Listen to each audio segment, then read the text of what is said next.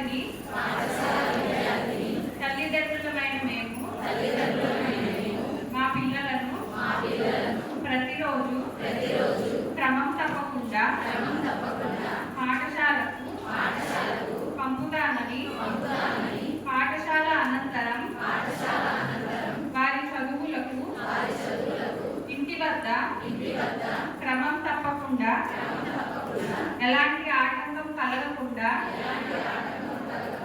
సహకరిస్తానని బడి బయట పిల్లలు లేని గ్రామంగా తీర్చిదిద్దడానికి తోడ్పాటు అందిస్తానని తెలియజేస్తున్నాను. పాఠశాల అభివృద్ధి కార్యక్రమాల్లో